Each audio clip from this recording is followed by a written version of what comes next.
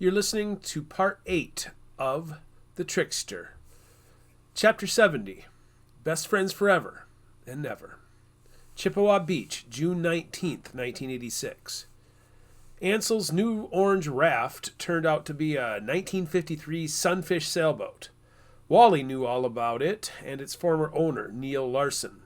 When it was purchased in the late 1950s, the 13-foot fiberglass watercraft had a removable keel and an aluminum mast that held a multicolored sail. Filled with foam, the little dinghy was virtually unsinkable, Wally claimed, and he hadn't seen the boat for 2 decades. Must have been on Carousel Island and blown into the lake by the storm. Now, Ansel used a paddle to take him around Lake Manitou. He'd discovered his father's fishing pole in Ursula's closet, and he explored the shores under the guise of catching fish. Today, he explored a curious cove on the rocky shore from Turtle Island, but the shore was just too rocky to anchor. Tomorrow, I'll take the three-wheeler and explore it by land. Ursula had told him the news about the murdered family and the boy who'd vanished in the storm, and that morbid bit of news made exploration even more intriguing, especially after recognizing the newspaper images of Levi McPherson from the scene of the house fire. Part of him wondered if the kid's dead body would come floating up from the deep like in the horror stories. Another part of him imagined the freedom of being out in the world at 16. If I were an arsonist under investigation, I'd bolt too. As soon as Ansel came around the corner of Chippewa Point, he could see the mobile home park in the center of the bay. The pieces of the Jimmy Nielsen puzzle were coming together nicely, and his encounter with Wally Crane and Brian Forsberg helped him make sense of part of the mess. But what the hell is this? Ansel knew the family story. Aurora Herman, visiting from Indiana during the summer of 1967, used to sunbathe with her mother on the dock. On a final fishing trip before leaving for basic training, Jimmy and Wally pulled up to the dock where it was love at first sight between his ill-fated lovebird parents-to-be. Now, like a ripple in time, another blonde waited on the dock. There was no bikini or sunglasses with this blonde. In fact, she looked pissed. She stood with her arms crossed as she looked right at him. In the distance, he could see Ursula out on the deck, now curiously spying on the situation. Ansel found a paddling rhythm and let his momentum carry him into the side of the dock. "Hey," he said, looking up at her. "I figured it out. This is all your fault." "Do I know you?" Ansel asked, stalling for time. Of course he knew her, but only from his dreams. "Sorry, I'm Lacey Morrison. I'm sorry to confront you like this, but everything has gone to hell since you showed up." "Where is he?" "The kid in the news?" Ansel shrugged. "How would I know?" "Levi's just not the kid in the news. He's important. He's a hero. Where were you last Saturday when he disappeared?" Is she serious? Ansel unstrapped his black bag and set it on the dock, and then gathered up his fishing tackle and also set it at her feet. Ansel carefully balanced as he lifted himself up from the boat and onto the dock. "During the storm, I was right up there with my grandmother." Lacey looked down at the orange vessel. A thick, textured shell had been painted right over the styrofoam core. Except for a slight depression for a couple of passengers, there wasn't much more than an amped-up surfboard. "I read all about this. How can it be real? How can you be real? You're Ansel Nielsen, aren't you?" He nodded. I thought I was supposed to be the crazy one. Her watery eyes showed she was on the edge of a breakdown. "Are you okay?" "No, I'm not okay. I'm losing my freaking mind. You know what happened to him? You have to." "Sorry, I wish I could help you." "You can help," she said. "No one else will listen to me, but I think you'll know what to do once I tell you. God, I hope you do, or else this is the stupidest thing I've ever done in my life.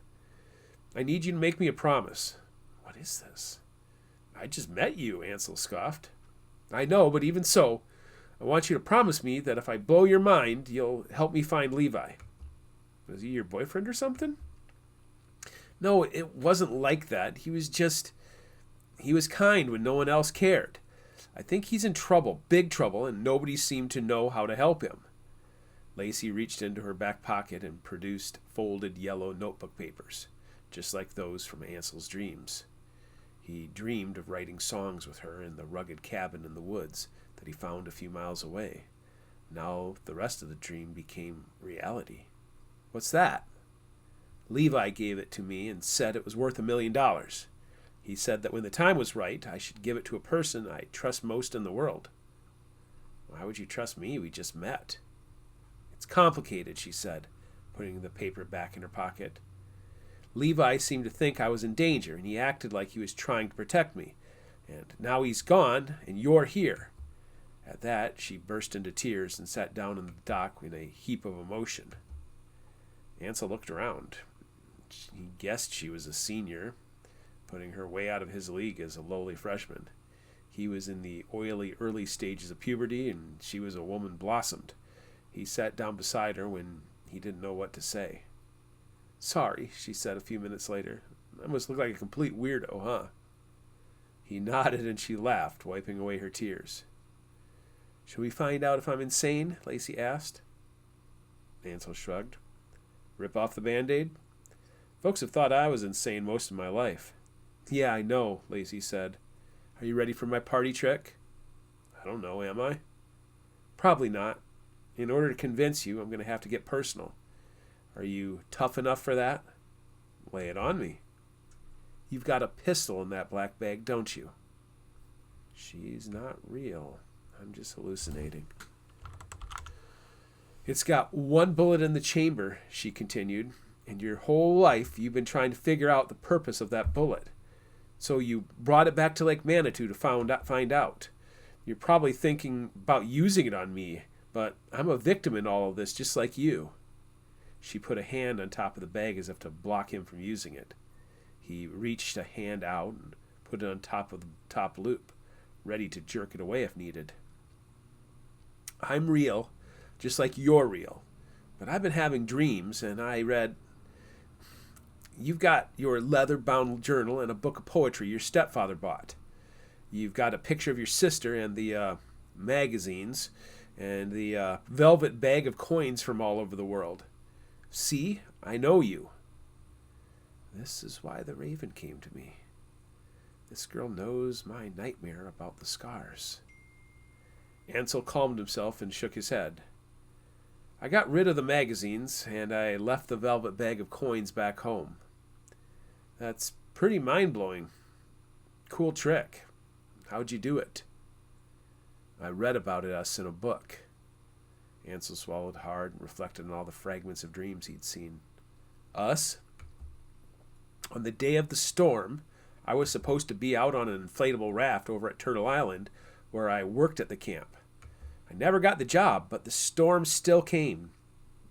I was supposed to be rescued by you on this stupid orange raft of yours. We were supposed to find shelter in a boathouse, and bam, Stockholm Syndrome. Best friends forever. I don't follow. Something changed, but I still knew where I could find you. I knew your name. She had 4 or 5 drafts, but in each of them she used the name Ansel. Who?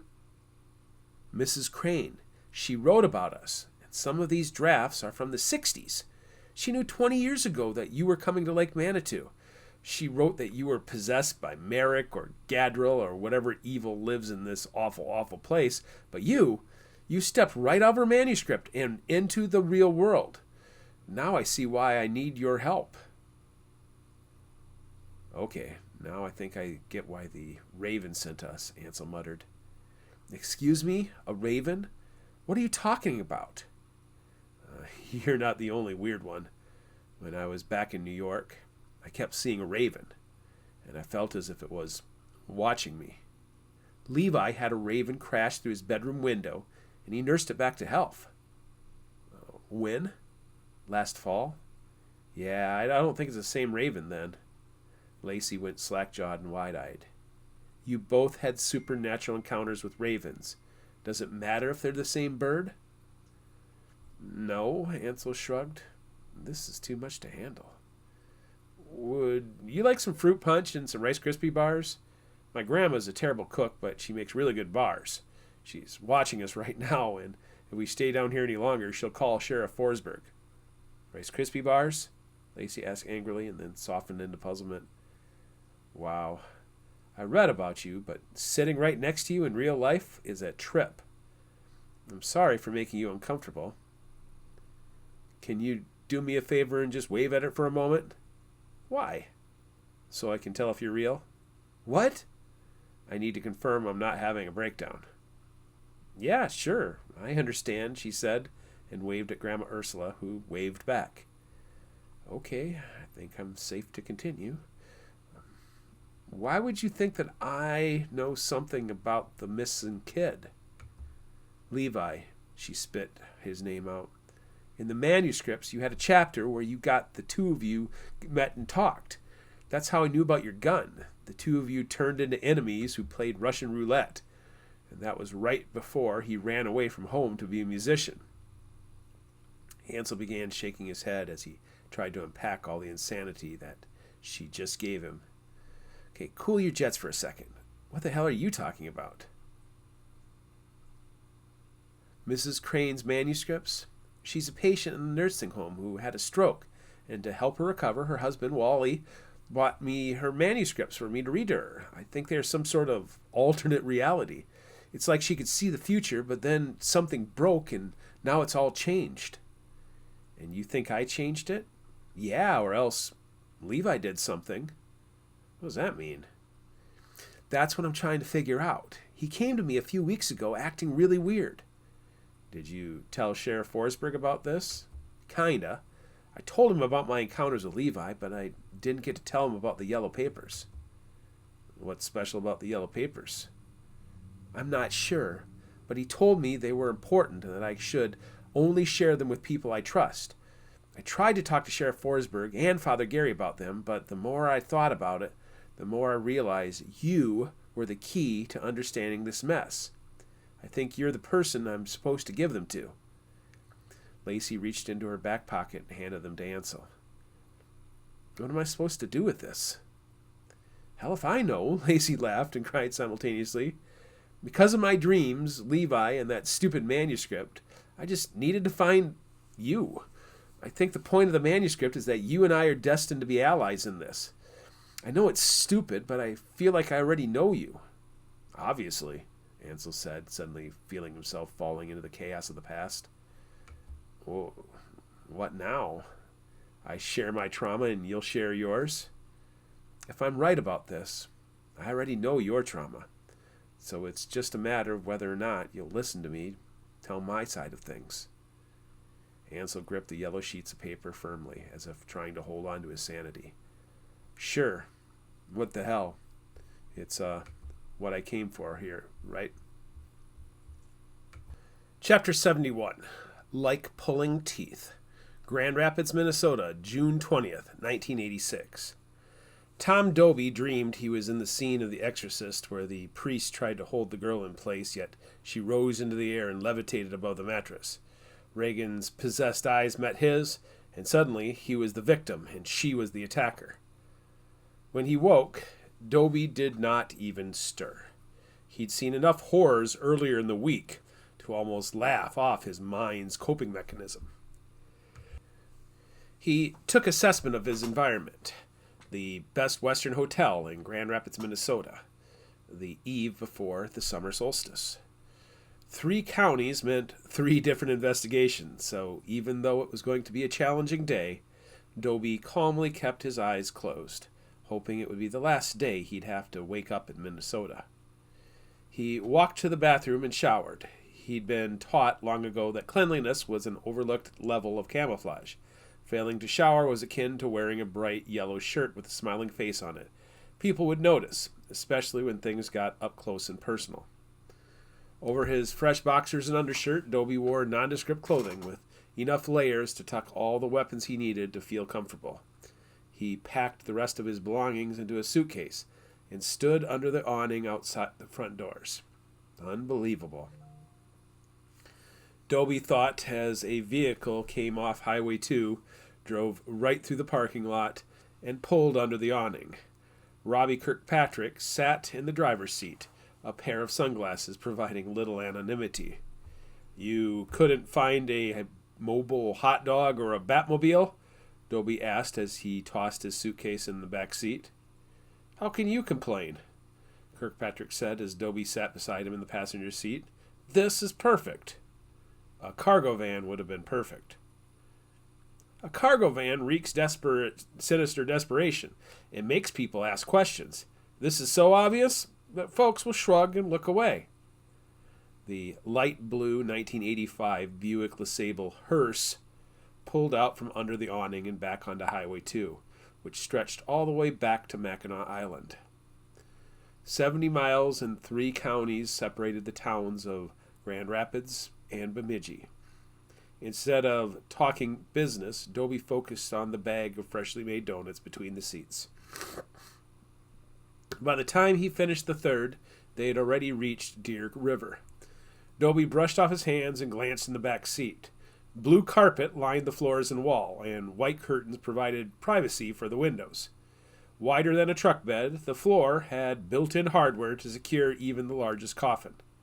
"How's our young man doing?" Dobie asked, looking through the glass that separated the front seats from the rear.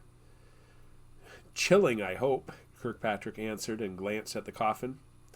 After the chaos of the previous week, Dobie was in no mood for humor. "I'll give it to you. This is much better than a cargo van." The hearse continued its tour of lake country, passing by the town of Bena. To the north of Bena, Lake Winnebigoshish acted as a 56,000-acre backwater of the Mississippi River, which allowed the westward route of the highway. Just a few miles south of Bena, Leech Lake filled most of Cass County with its 102,000 acres of deep water. "Have you personally scouted the cabin we are using?" Dobie asked as he looked south toward Leech Lake. "I have," Kirkpatrick said. "It's perfect. It has a large garage with doors on both sides. We'll be able to back up the hearse just like a boat. And then the far end opens right onto the channel that leads to the lake. We can have the body stowed away before we even open the door. It's pretty remote also. Even though Leech Lake is a popular recreation lake, it's so big that there are miles of shore still untouched." "What about Bear Island?" "It's only 4 miles from launch to shore. Bear Island is pretty large with only a few cabins on it. We'll have all sorts of options that will allow privacy." "You've done well here in Minnesota." "Thank you. How are things elsewhere?" Eliminating the Marquette family had been the easy part.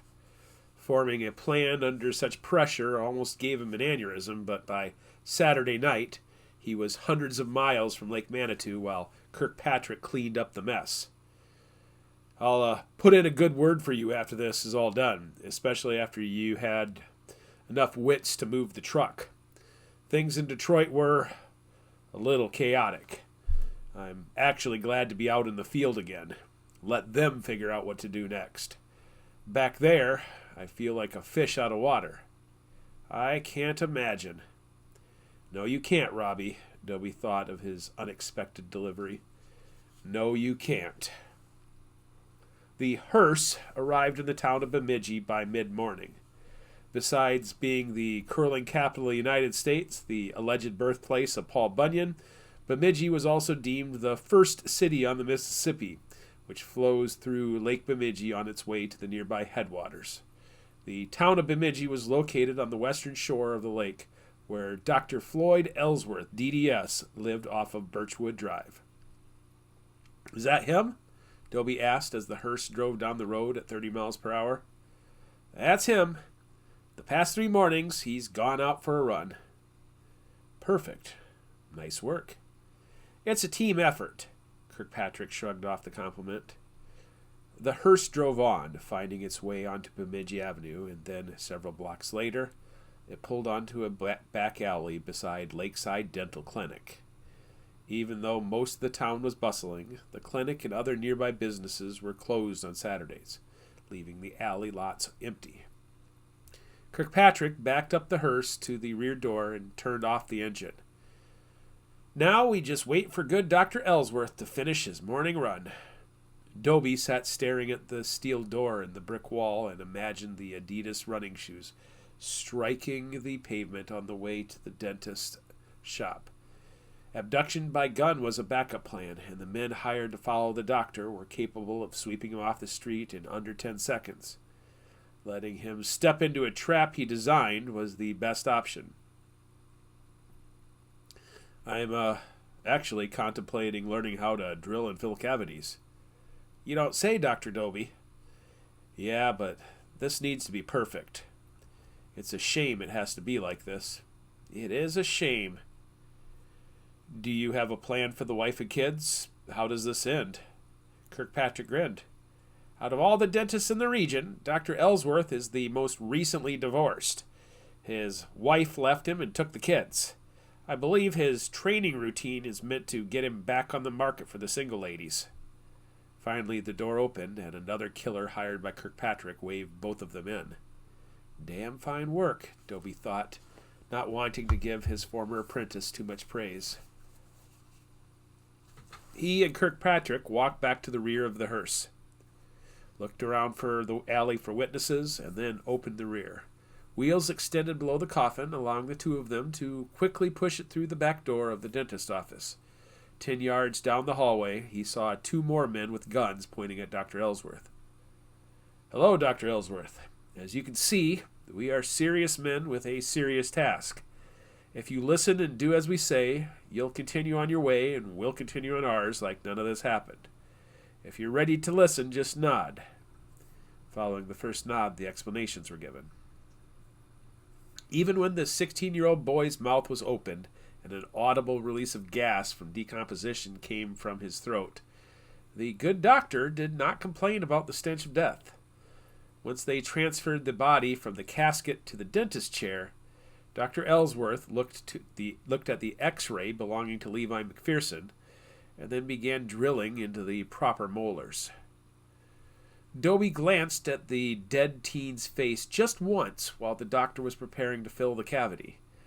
At first, the white flesh almost raised alarm, but having studied the stages of death and decomposition, Dobie understood the boy's body had gone through livor mortis, where the blood collects in the lowest regions affected by gravity.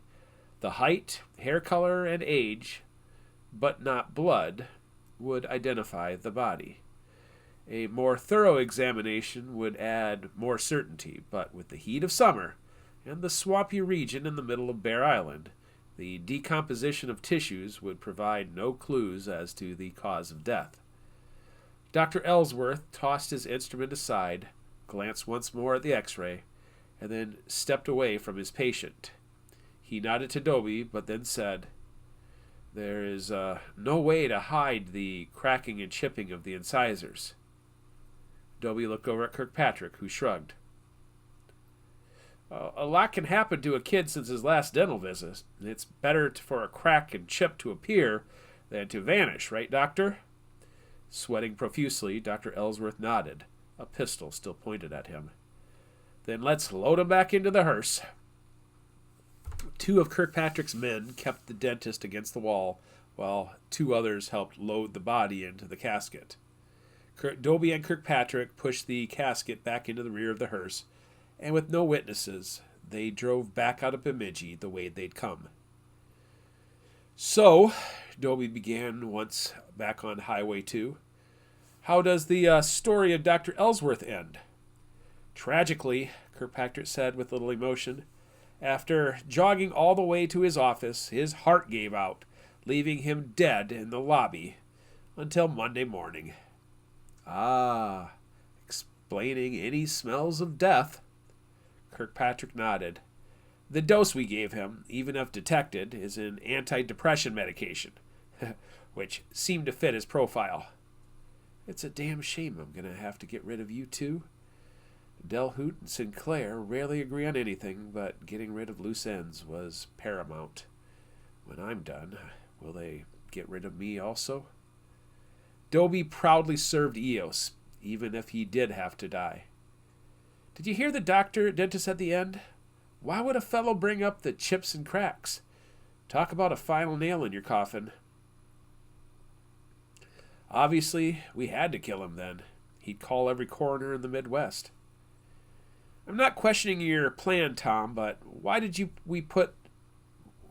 we putting the body double so close to home and Bemidji? Why leave him at Leech Lake when we could drop him in some dumpster in Las Vegas and make it seem like he ran away? Suicide? Foul play would ask too many questions. Taking his life at his ancestral home ends all questions. First, no one is going to connect the dentist and the kid. Levi's ancestors lived on Bear Island, so later this summer, when someone finds the body, it will make sense in a symbolic sort of way. It fits the lore, regardless of the cause of death. When they find the body and the truck, I want folks to stop asking questions about Levi McPherson. And then the real work begins. Chapter 72, My Mind's Eye. Chippewa Beach, June 20th, 1986. Ansel Nielsen needed a break from Lacey Morrison, so he chose the company of his black bag over the company of his new acquaintance, at least for the evening. Even though she was plenty cute, he rejected her offer for a pontoon ride under the pretense that they could talk under the stars. A quiet supper with Grandma Ursula and a full belly untied many of the knots that had formed over the past 2 days. "So, can I ask about her?" Ursula said as she cleaned up the kitchen. Ansel sighed as he sifted all the ways to respond. "Go ahead." "Who is she?" "A local girl, Lacey Morrison. She's from Split Rock." "How did you meet her?" "A manuscript written by some old prophetess English teacher. I was out on my orange raft when a wind came up. She towed me back to shore on her pontoon. I left a couple things on her pontoon, so she brought them back." He lied for the sake of simplicity. "You two spent a lot of time talking at the end of the dock. You know, that's how your mom and dad met. Your mom and I were sunbathing on the dock when your father and Wally Crane returned from fishing." Ansel's head was still swimming and had no room for romantic suggestions. "I think I'm going to go sit on the end of the dock and do some journaling. My doctor said I should do that when sorting through my feelings." "Can't you do that in your bedroom?" "It's stuffy in my bedroom. Open up the blinds and watch if you'd like. I'm not trying to pull a fast one on you." "Journaling is probably a good idea." A decade of having folks walk on eggshells around him suddenly ended when Lacey Morrison began throwing out all the private details of his past. His inner skeptic had an answer for her knowing about his past. Small-town gossip gave Lacey her answer. His inner optimist? She knew it all through supernatural means. Ansel did as he told Grandma Ursula and pulled out his journal and flipped through the pages. It amazed him how fractured his brain had been during his middle school years. Even more amazing, he somehow survived it. He turned around and looked to the trees for any sign of ravens. No such luck. "It's close," he decided about his quest to understand his father's death. "I think the answers are getting close." The longest day of the year allowed him to sit on the dock until almost 10 o'clock, which is when Ursula went to bed. He put his memories away, zipped up the bag, and leaned back and stared up at the stars. "Where are you, Dad?" "Far from danger," a voice answered from the darkness of the lake. He knew what slept beneath Lake Manitou. "It's not real. That's neither Jesus nor a real dude." Ansel could see a figure upon the lake, standing upon the surface of the water. It was no monster. It was a man. He wore heavy clothing, a jacket, and a fur hat with ear flaps. "What sleeps beneath Lake Manitou?" Ansel asked, kicking the water to send a futile ripple toward the figure. "Nothing.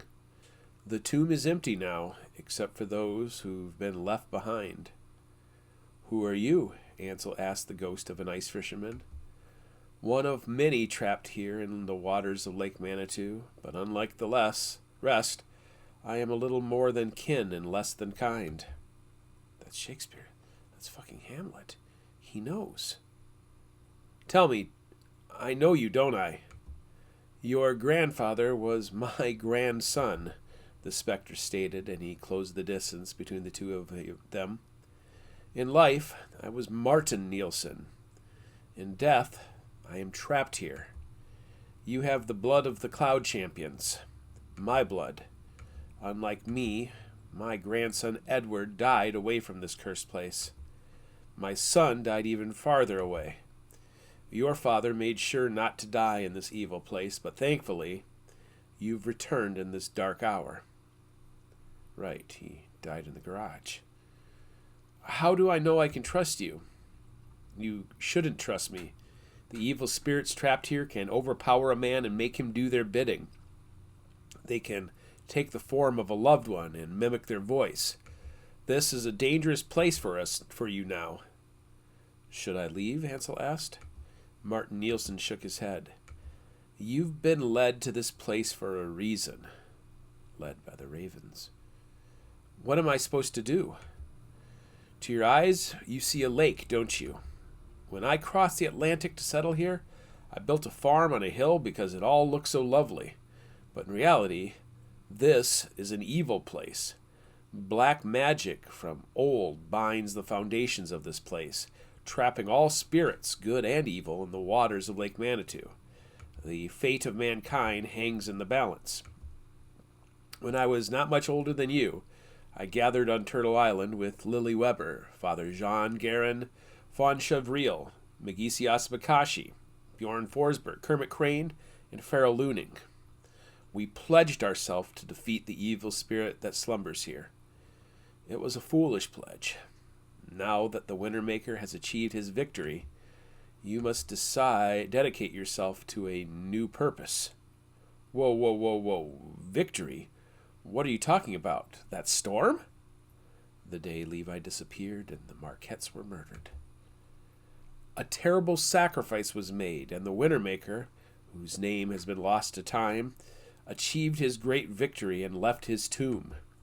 Now that he has left this place, you will need to... Left his tomb? What? What happened? Does this have something to do with the kid Levi? Of course it does. The evil spirits that dwell here have lost their purpose also. For countless generations they have protected their master, but now they act only on their own volition.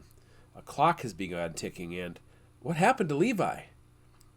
He made a terrible but necessary choice, and his sacrifice has given the warriors of light such as yourself an opportunity to defeat the agents of darkness. If you are to honor his sacrifice, you must gather the rest of the Asante Lodge together and let them know that the final hours are upon them. If you survive the coming days, then you will become a great warrior in this battle against the darkness. When the time is right, you will find your answers in the same place I found my answers. I don't understand. What am I supposed to do? I cannot remain here. None of us can remain here. This place is an abomination, and if it is allowed to continue, the ancient prophecies will crumble, and darkness will return to the world. The Wintermaker has attained a victory, but the war is not over. Help me find peace, Ansel. Help all these poor souls trapped here. Only then can the world be restored. How am I supposed to do that? The Raven will guide you. The others in the Asante Lodge have what you need. You know, if I was back in New York, my shrinks would say that I'm having a complete breakdown. I'm probably just hallucinating right now. Why would a dead ancestor show up to tell me these things? I died here, and my soul remains trapped. Yeah, I got that already. How am I supposed to know if this is real? The shadow came first. Despite the dim light, the reflection appeared on the water in front of the dock. When the impact came, it hit him in the back of his head. The impact almost pushed him in the water, and combined with the flapping of wings, Ansel knew the attacker to be a raven. It almost dropped into the water, but managed to get lift and circled back around to land on the end of the dock right beside him. With one quick peck, Ansel's finger bled. Ouch! Shit! Hot blood trickled down his neck. You can't always trust ravens since you don't know who sent them, Martin Nielsen answered. Nor do you know which tree they came from. If you find the white raven, listen to it. Trust it. The raven took to wing, and Martin Nielsen vanished. Ansel found himself alone with his wounds. I guess this blood is real enough. He stood up and walked back to Ursula's mobile home. Fortunately, she'd already turned in for the night, and he closed and locked the door loudly enough to put her at ease in the bedroom. He grabbed a wash rag from the sink and press against his head. He took hold of the phone and punched in Lacey's phone number. She picked up the phone on the first ring. Hello? Hey, it's Ansel. I think I'm convinced of what you were saying. We need to talk about what to do next. Chapter 73, The Keepers of Secret Knowledge. Mesquite Band of Ojibwe Reservation, June 20th, 1986. McGeesy kept a fire in his fireplace even though it was the longest day of the summer. He still ached from the attack and sat upon a chair covered in his softest blankets. Cameron Guerin sat on a chair near the deck window, staring off into the night. There would be no ritual. There would be no battle between good and evil.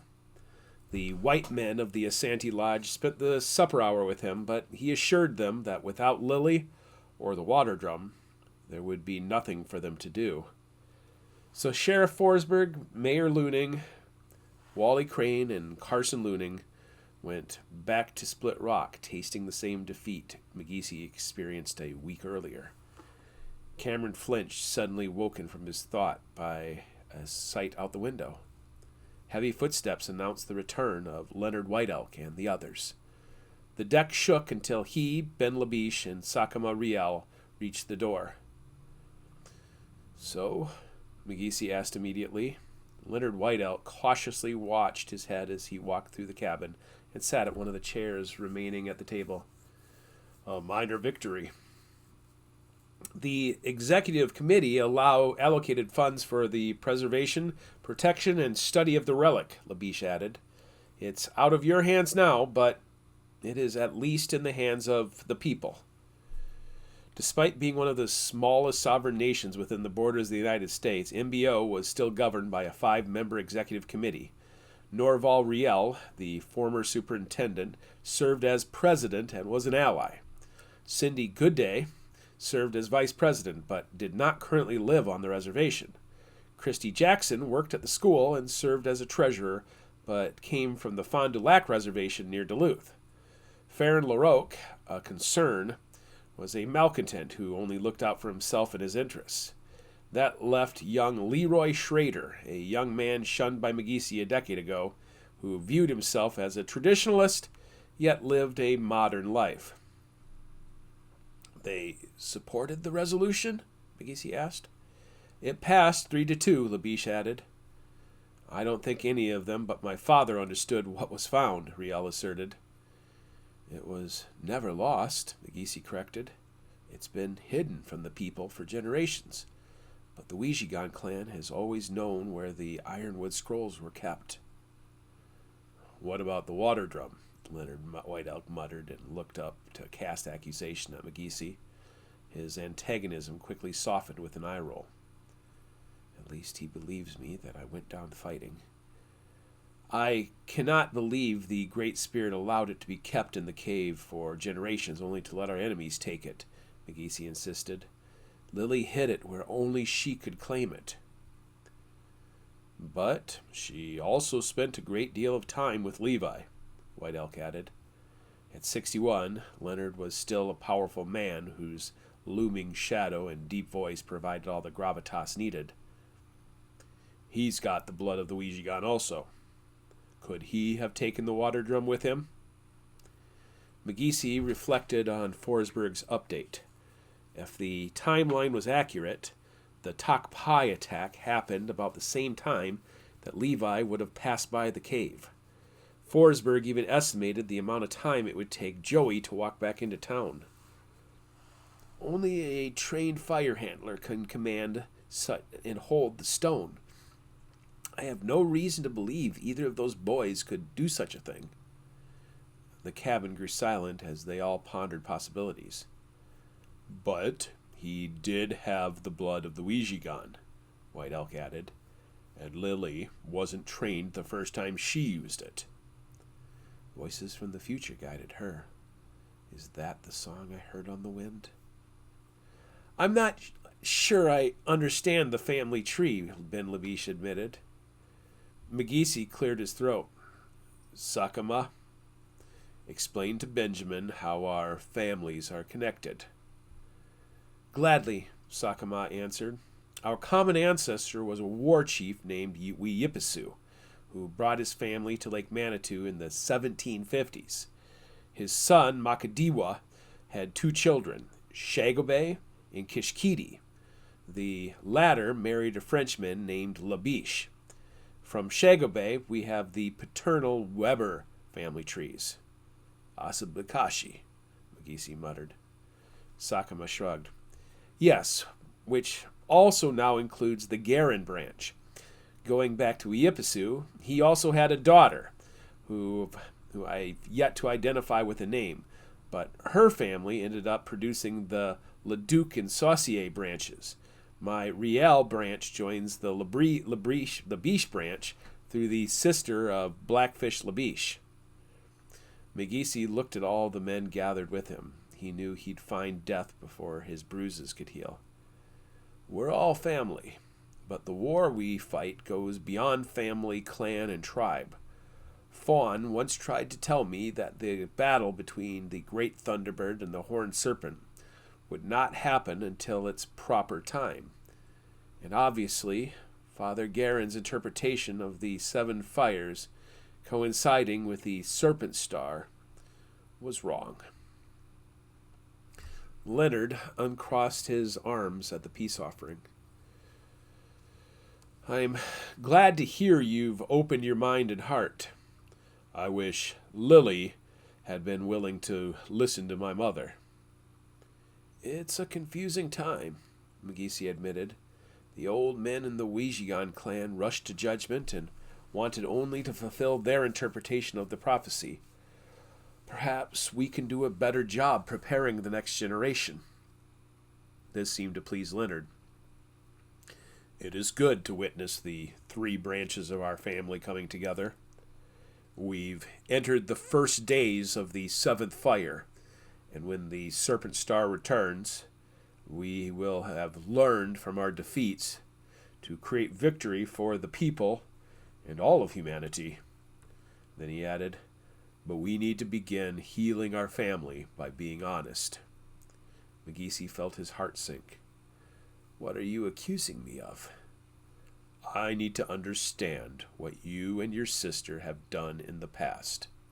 If we received an honest answer and reckoning of what happened to the water drum, then you and I will become true allies."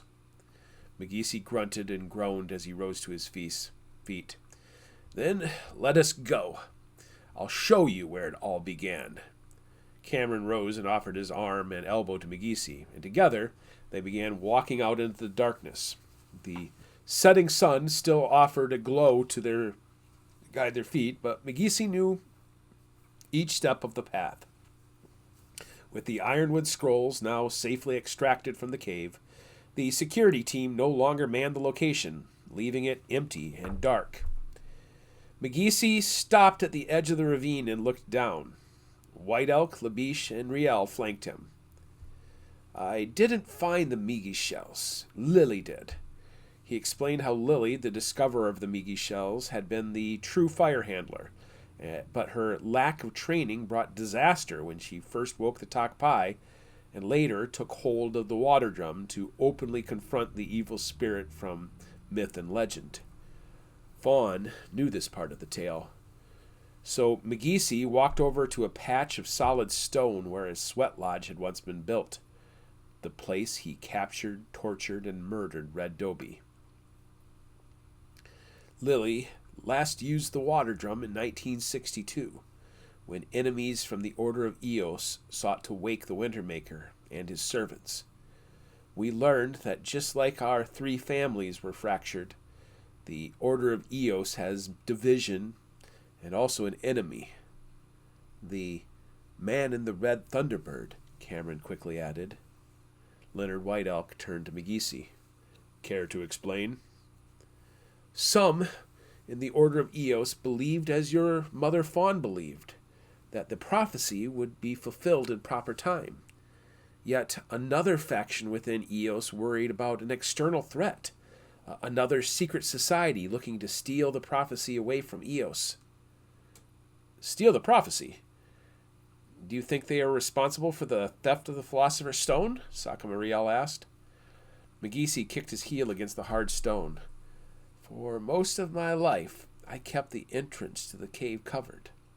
Yet the stone turned my efforts to dust, as solid stone would be transformed to blue vitriol and wash into the river. Knowing this, Lily hid the water drum behind a wall of solid stone. The stories describe how the water drum had its roots in the creation of life.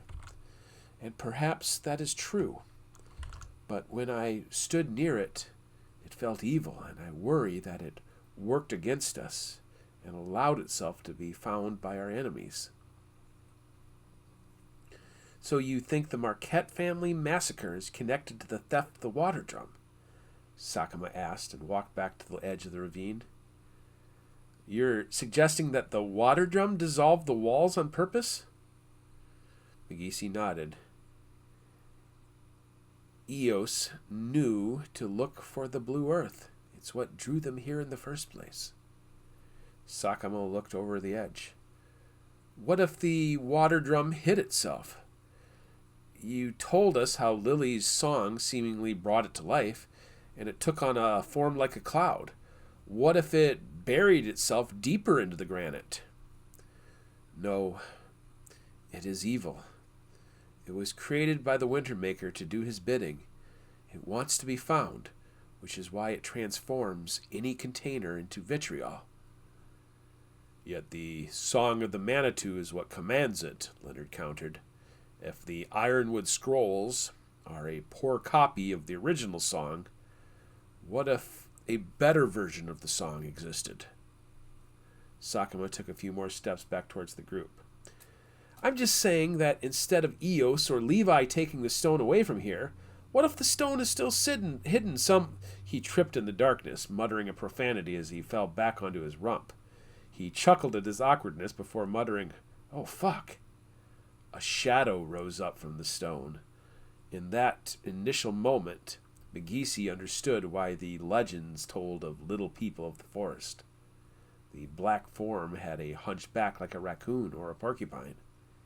"Get the spear," he whispered. Cameron bolted toward the cabin.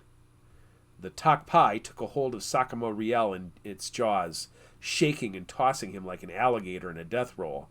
Sakama began to scream, but the black shadow enveloped him. Without hesitation, White Elk rushed forward, throwing his mighty arms around the assaulting shadow. For a moment he rolled with Sakama, taking hold of him by a knee. The Tokpai was neither solid, gas, nor liquid, but was all three simultaneously. Ben Labiche then appeared in the darkness, holding a lantern above the wrestling match. A black arm slapped him away, and the lantern shattered against the cabin, erupting in an explosion of light and flame. Cameron appeared a moment later and froze, terrified by the dark shadow and the flaming wall. McGeesy had to rip the wicker spear away from Cameron's grip. "Fetch my shield." Far too old to run, McGeesy shuffled forward to where the Tokpai wrestled all three men. He couldn't tell if it were Smoke or Shadow, his old foes, but he could see the strength and sheer will of Leonard White Elk, keeping the two younger men from taking the full brunt of the attack. Like a tornado of black tar, the writhing spirit tried to pull the weaker men to the cliff. McGeesy hesitated for a moment, unsure of where to strike. His reflexes were far too slow to anticipate, so he blindly stabbed at center. Sakama Riel grunted at impact. The blade had not been fashioned to cut or pierce. The sacred minerals used for pipes had been shaped into a spearhead long ago, and even though it struck the flesh of Riel, it did not puncture his ribs. McGeesy did not have enough strength to kill any of the men, but when the pipestone spear touched flesh, the black tar of the tack pie congealed at the tip of the weapon. The wicker staff shook and vibrated, but McGeesy held strong and took a step back. As he withdrew, Sakama Riel separated from the black shadow.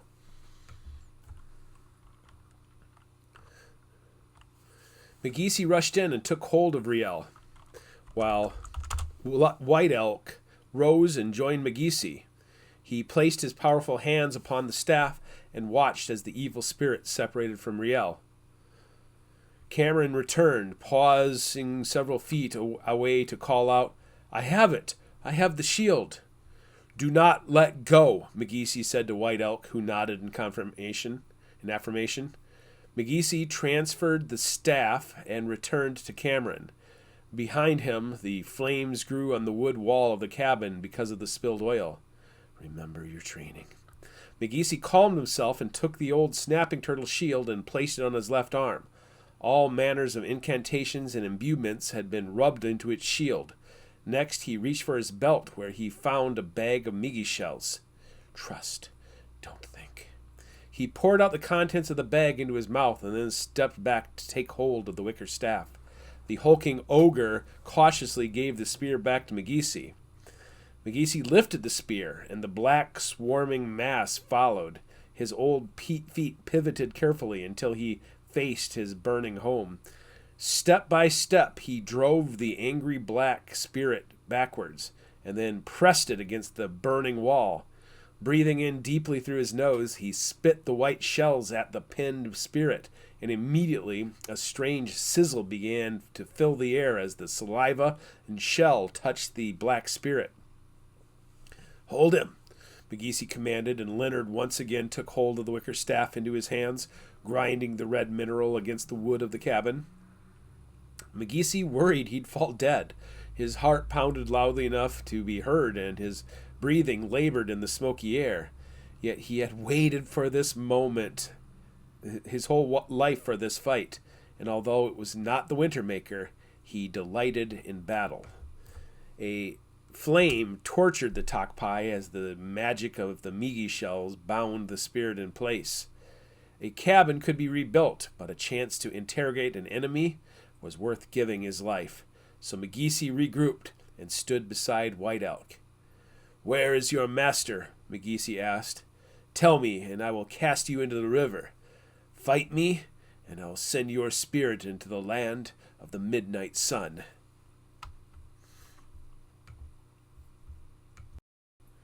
Chapter 74. The Long Game. Split Rock, Minnesota, June 21st, 1986. Father Gary McKenzie understood the long game being played and trusted God to move the right pieces into the right places at the right time. Today he listened to his colleague, Father Tom, deliver a homily on optimism to the congregation. 15 years earlier, right about the time God brought Ansel Nielsen onto the great chessboard, Gary learned he'd been assigned to St. Marie's Catholic Church in Split Rock, Minnesota. Why? The long game. The surface answer had been that the Catholic Church wanted an active missionary presence in the region to serve and heal residual distrust between Indian populations and the Church. So who better than a Vietnam veteran and an Army chaplain? From time to time, Father Gary would deliver his own homily to his home congregation, but most of the time was spent leading youth groups, visiting hospitals, and delivering outreach to several reservations in the area. But it was all facade. Today, he sat in the chancel chair and looked out at the congregation. The entire McPherson family sat in 3 rows near the organ, but Nicole stepped aside to let another play the music today. Edna Forsberg sat with 2 other widows. The surprise came when he spotted Lacey Morrison sitting in the balcony with Ansel Nielsen. Why? The long game. A day earlier, he'd sat with the rest of the Asante Lodge as they despaired about the failed plans for the summer solstice. With the key players, Levi and Lily, missing, the only optimistic thought they could muster was the fact that the world didn't come to an end. But it's coming. Back in seminary school, he'd sat in a backyard drinking some fine wine with friends when they shared end times theories. None of them, of course, knew anything about the seven fires prophecies of the Anishinaabe, but four theories came to light. Y2K, 2,000 years since the birth of Christ. 2012, a strange Mayan prophecy with a countdown to doomsday. 2030, a modified version of the Y2K theory, yet built upon the premise of Christ's death rather than birth. 2061, apparently the smartest man on the planet, Sir Isaac Newton, calculated the end of the world. So as Gary listened to Leonard Whiteelk tell the group they were living in the first days of the seventh fire and the great battle wouldn't come for another 75 years, he suddenly realized that he'd become an adherent to the 2061 theory. While the Bible didn't come out and say it, Gary knew that one of the triggers for the end times would be the falling away, or apostasy as it was called in school. Although the McPherson family held tightly to their faith in times of trouble, the rest of the pews in St. Marie's Church were mostly empty. His faith had been strongest in the jungles of Vietnam, but along the shores of Lake Manitou, his confidence in the institution eroded with each historical and supernatural discovery. One look into the balcony gave him his motivation. Ansel and Lacey represented the long game. They'd be key players in the final fight. When Mass ended, Gary took his place at the rear doors, shaking the hands of his parish as they departed. When a congregant leaned in to disclose a personal trauma, Father Tom would keep the line moving, or vice versa. Today, Lacey Morrison stepped in to say, "Do you have time to talk with us?" He wanted to give them his undivided attention and nodded solemnly. "If you can stick around for about an hour, I'll meet you inside." They slipped away without another word. He pushed it from his mind for the better part of an hour, but as he was hanging his robes in the office closet, he heard piano music coming from the sanctuary. He saw Ansel and Lacey sitting on the piano bench together. She kept playing as he approached and stood on the backside of the piano. "Sorry for getting weird the other day," Lacey said once the song finished. "I wouldn't have come to talk to you at the McPherson farm. I shouldn't have come to talk to you at the McPherson farm. That was stupid." "Everyone is concerned about Levi." Lacey's eyes tightened as she winced in emotional pain. "Can I tell you something strange?" Gary looked around to ensure their privacy. "There's no better place to share." "Levi sabotaged me." "What do you mean by that?" Lacey looked at Ansel, who nodded to continue. "He was looking out for me, I think. Somehow he knew that you were going to offer me that job, but he sabotaged it by warning me about it. It's one of the last conversations I had with him. He took me up to the hill overlooking the camp and all but warned me about it, so when you brought it up, it kind of freaked me out." "I see," Gary offered to keep her talking. Ansel had something similar happen to him. He was out on his three-wheeler when he came across the Larson house on fire. He's pretty sure he saw Levi leaving the scene of the crime. Ansel nodded silently. "Does Sheriff Forsberg know about this?" "It happened a few weeks before Levi vanished," Ansel said as he nodded. "But there are other things that I haven't told Sheriff Forsberg." "About Levi?" Lacey interrupted. "About his father." This took the wind out of his sails. Gary walked around the piano and sat on the nearest pew. "I served with your father in Vietnam." "We assumed," Lacey quickly added. "Assumed?" "This is where it gets weird," Lacey warned. "I read about it. At least, I read about a version of it." "Say that again?" Ansel and Lacey exchanged worried glances before she continued. "Here's what we think happened. Levi had a vision of the future, and when he learned what was going to happen, he did everything he could to change it. Mrs. Crane also saw that future, and years ago, She wrote it down as if she dreamt it up. But she knew things. She knew about Ansel and his father and the gun and me in the raft and... What gun? Gary asked, feeling chills on the back of his neck. Ansel reached into his black backpack and pulled out an old Polaroid. What do you know about this picture? Gary covered his mouth with his hand, exhaling through his fingers. I was field chaplain for the 11th Armored Cavalry Regiment, which had a few thousand men in it. Your father served in J Company, which was always out in the field, so I didn't know those men as well as those who served from base camp in Schwan Loch. The tank companies saw action on almost a daily basis, so they were not only difficult to track down, but they were also the hardened men. I read about the Black Horse Regiment, Ansel offered in unspoken understanding.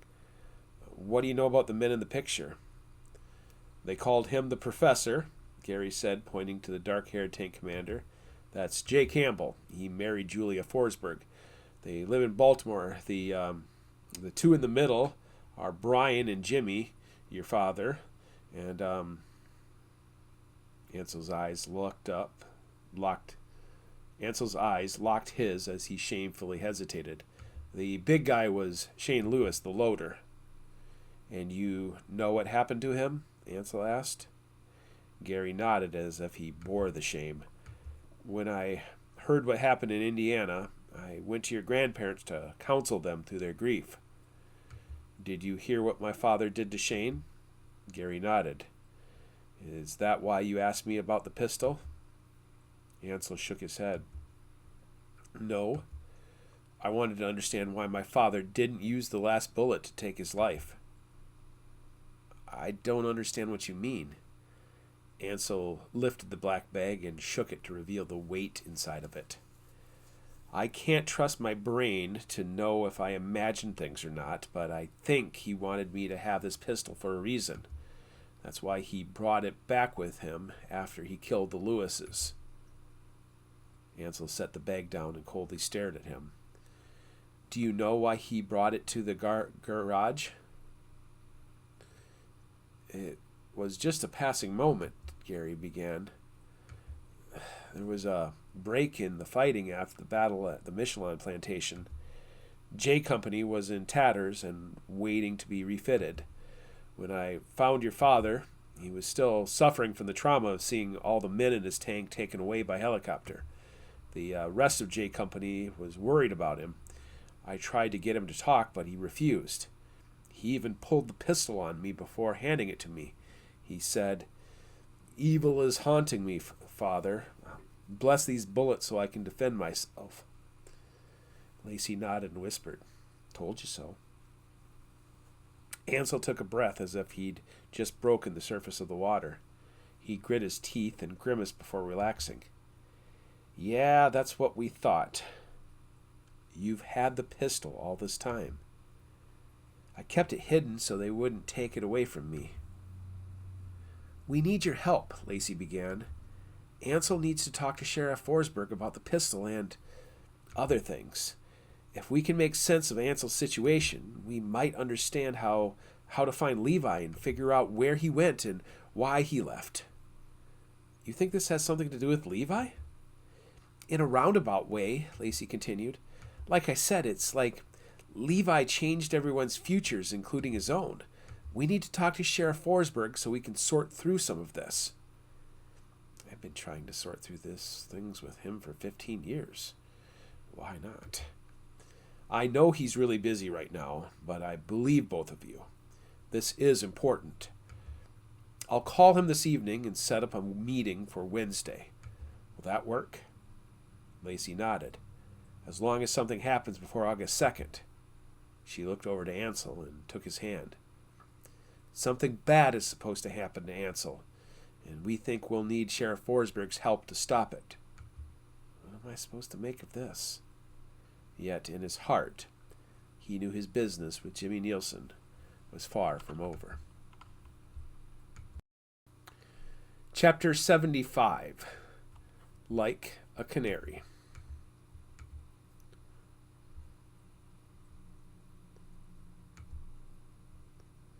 St. John, Minnesota, June 25th, 1986. Duty left Brian Forsberg shackled to his desk. Since becoming Hiawatha County Sheriff, he did less and less investigative work and more stamping reports and paraphrasing the work of others. His 5 detectives normally operated under Lieutenant Griff Harper, but with the Marquette murders and the missing person case, he expected direct updates. So Detective Ray Irvin took the opportunity to show off for his boss. Part of the reason for Irvin's thoroughness was to remind Forsberg that he worked for Hiawatha County Sheriff's Department while Biff was still in high school. Another reason for Irvin's lengthy explanation centered around on budget requests and staffing. A team, Forsberg repeated after briefing concluded. 2 shooters with a third supervising from a distance. The storm softened the ground and made it fairly easy to note the spot where he stood watch. If the Marquette boy had fled from the house, I think he would have been another victim. And the times of death? The coroner reports put it several hours after the storm, Irvin anticipated and then clarified, likely at dusk. So young Nathan Marquette should have been in bed when the attack came, Forsberg noted. Care to explain how he survived? He was already hiding. Did he tell you that? Lots of raised voices, apparently. Shouting, anger, men he didn't know had been to the house earlier, prompting him to find a secure place before the shootings even happened. Even though Forsberg feared the real answer, he nevertheless asked, "What do you think Marquette got mixed in with?"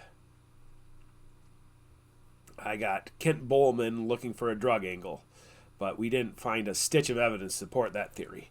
We found evidence in the old man's office to indicate he expected guests that day, so we're going to search the phone logs to see if we can determine who he might have been meeting. The kid said his folks insisted that everyone stayed inside, which upset him because he wanted to ride his BMX out in the woods." But the woods were off limits, Forsberg surmised, and these killers were likely... There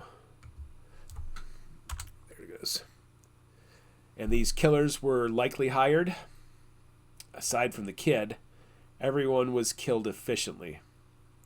No malice, no anger.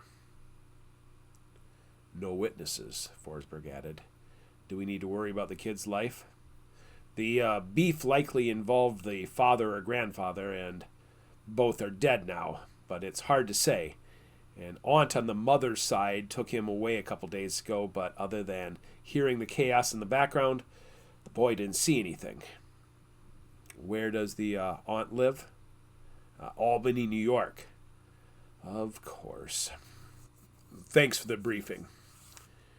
Looks like your runaway had nothing to do with this. I wish I knew that to be true. He stood and walked Detective Irving to the door and lingered until Mia Donaldson stuck her head around the corner. A moment later, she led Father Gary, Ansel Nielsen, and Lacey Morrison back to his office. He pulled a spare chair to his desk. "Have a seat," Forsberg said, and walked around the desk to sit down. Play nice, he reminded himself. Big Mac knew all the shit going down, so he hoped it would be worth the time he was giving up.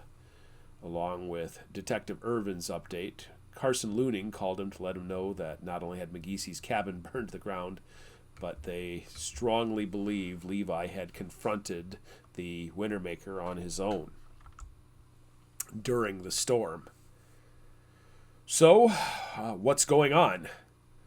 Lacey Morrison began. "I think this is important." She folded sheets of yellow paper upon his desk. "What's this?" It's a song, I think. The words aren't gibberish, they're phonetic, Forsberg finished. I've seen something just like this before, and even though it's been quite a while, I'd be willing to guess who made this. Lily Guerin? Lacey gasped, and the boy recoiled. Even Big Mac seemed startled. Tell me how you ended up with this, he added. While she explained things, Brian tried to remain calm. The theft of the Philosopher's Stone was predicated on the ability to access it, and if Lily was making written copies of the Song of the Manitou prior to her death, it certainly explained things. So Levi had access to this? Yes, she snapped. He's the one who gave it to me. He said it was important. And you've been holding on to this for over a month now. I didn't know what to think of it, but after talking things over with Ansel and Father Gary, I wanted to be sure you knew about it. Trust, right? I'm glad you finally realize I'm your ally in this, he said. What else do you need to share? Big Mac began to summarize how Ansel and Lacey met, but as he talked, Brian realized that the office door hadn't closed all the way, and as a result, he could hear Ray Irvin and Detective Van Zatten talking right outside his door. 1 second, Gary. Brian rose and walked to the door. Before he could close it, Darlene spotted him and excitedly declared, They found the truck parked up at Leech Lake. I'm going to be heading up there right now. Son of a bitch. Forsberg grimaced as Lacey Morrison gasped. She understood that the truck belonged to Levi. Chapter 76. Clay means vitriol. Old Copper Road, June 27th, 1986. Joey nodded, but knew his brother couldn't be dead. He told me the plan. I know where he's at. I'm supposed to go back when I finish counting. Yet, seeing the family fall into absolute despair could not shield his heart from the same emotions. For the first time in weeks, he allowed his vibranium shield to come down and all his pent-up feelings to empty onto his mother's shoulder. He could feel her also crying, and her arms wrapped around him as if she could squeeze Levi back to life. His father stood with his fists on the counter and head leaning into the cupboards. Leah wrapped both Reuben and Daniel in her arms, modeling her mother's response, using the shoulders of both of her brothers to wipe her own tears away. Tammy held Benjamin's hand as they both hunched over in chairs, weeping at the news. Sheriff Forsberg remained in the doorway to the entryway. He's a liar, Joey reminded himself. Nothing he said was true. Half an hour earlier, Joey had been playing with his Masters of the Universe action figures when he heard his mother's unexpected wail fill the kitchen, prompting him to sit on the third stair and listen from the protection of the narrow space. Authorities had a body. Same age, same snakeskin boots, same dental records. The talk about teeth really sickened Joey as he learned that the body had badly decomposed in the summer heat, leaving teeth as the absolute proof of identity. And the truck. The truck had been found in an old shed on the shores across from Bear Island, leading the sheriff of Cass County to believe Levi had taken his own life, which brought an even louder outburst from his mother. Joey tried to compare the new facts with what he knew to be true, but they quickly overwhelmed him, and he curled up in the corner of the stairs until Tammy found him and lifted him up into her arms and then over to his mother, who now continued to squeeze him. I'm going to get a deputy to come over, Forsberg finally interrupted, allowing Joey to slide off his mother's lap. There's a lot of information coming in, and I will need to prepare for a press conference. The media is going to want your reactions, so my guy will keep them away. I'll get Father Gary over here, and I will stop by later in the day. No one even acknowledged the sheriff as he left, but as promised, an hour or so later, a silver Chevette appeared.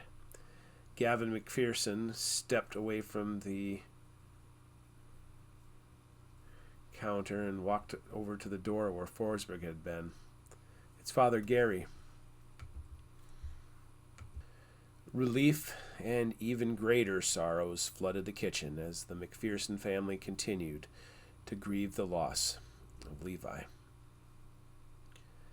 Okay, Bud, Levi had said several weeks ago. Tell me again what is going to happen with Fozzie's plan after we go to the river and you take care of business. You're going to disappear? Joey had said for the umpteenth time. Right, and if you manage to keep your mouth shut, then what? They're going to say you're dead, Joey answered. At this, Levi took him by both shoulders, and with a stare that still burned in his memory, asked, What's the truth?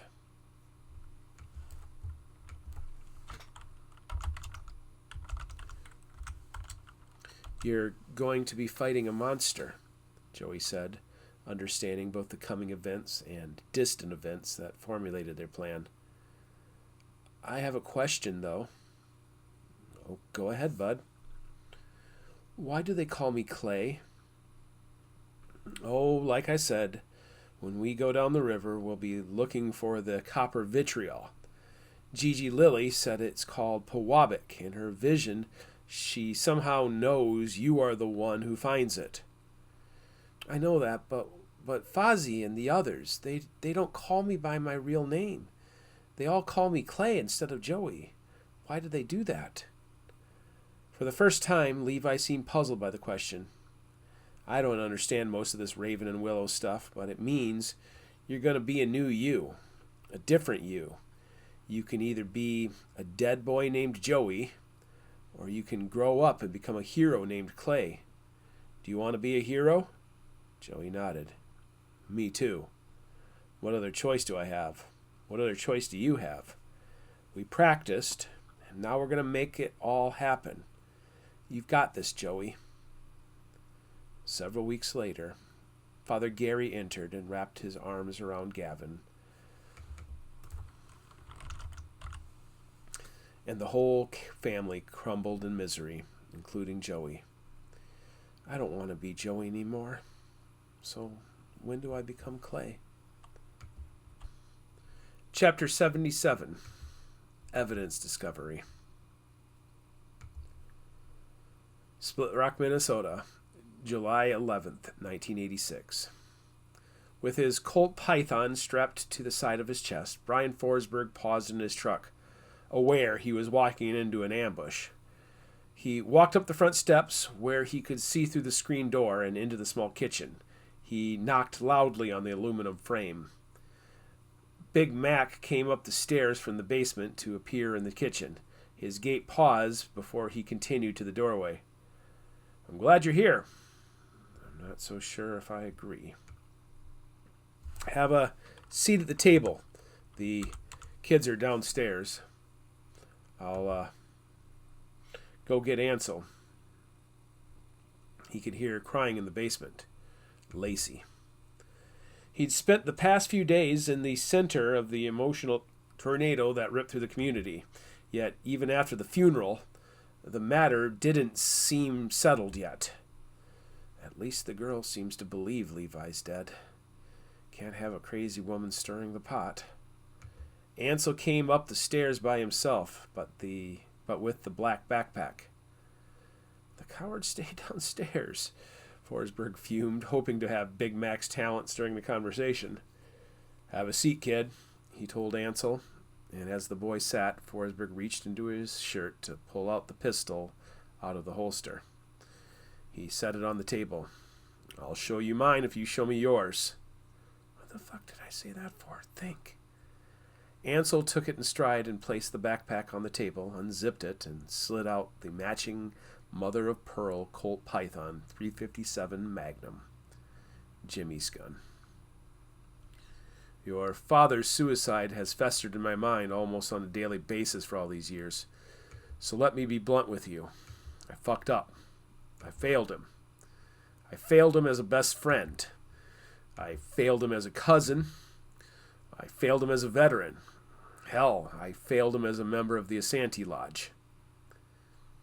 He's the one who chose to run away, Ansel added. This statement made Brian want to backhand Ansel, but deep down inside, he knew the kid was right. So Brian stuck to the facts. The detectives in Whitley County assumed they understood the situation. After finding the bodies of Shane and Cindy Lewis, they found all the child pornography material down in the basement. Hell, they got all excited about chasing down the entire distribution ring while your mother dealt with all the sudden trauma in her life. They shrugged off the ballistics. Do you know what that means? Bullets. That's right. They found Shane Lewis's ivory-handled .357, knew it was empty, and assumed your father hung himself after the murders because he ran out of bullets. The dumbasses didn't figure out that Shane likely had his own pistol at home. Your dad finished him off with Shane's own gun. Did you know that your dad cut off Shane's forearm that had the black horse tattoo? Ansel froze. I guess that explains all the blood. You ain't kidding. I've seen the crime scene photos of the Lewis house. Your dad might have been smaller than me, but in a fight, he was a badass. Don't forget that. Ansel quietly took in the compliment, but then his forehead wrinkled in thought. Did Levi really commit suicide? What makes you ask that? The Whitley County Sheriff's Department? Brian chuckled morosely. He went back to old business instead. None of us knew what was happening to you kids. Hell, I didn't even know Shane Lewis had reconnected with your dad and moved into the neighborhood. Hell, I should have been the one who put a bullet in that sick pig's head. If I'd been a better friend to your dad, he would have asked me for help. Worse than that, I feel like I turned my back on you. My own shame for failing him made it hard to pick up the phone to call. And when your mom moved out to New York, I let the distance be an excuse. So once again, I fucked up. Why did my dad run away from home? Well, we enlisted together. Ansel shook his head. No, he ran away from home. Enlisting let him do it. I just want to hear you say it. Oh, fuck it. Your dad, well, there was an incident in the quarry.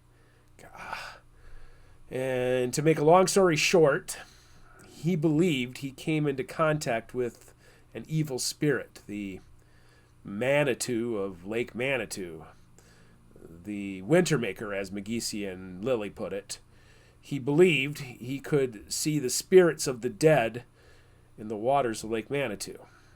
Since we're crossing this line, you might want to talk to Wally Crane about the shit that went down at Carousel Island. Okay, again, it's weird, and I can't tell if it's real, a dream, or just a delusion, but I feel as if my father left that last bullet for the Wintermaker. Ansel withdrew for a few moments as he sorted through his childhood trauma. I wish he'd just gone to prison. He could have just called the cops and sat on the front steps. But, as Father Gary said, my dad believed he was hunted and haunted by you-know-who.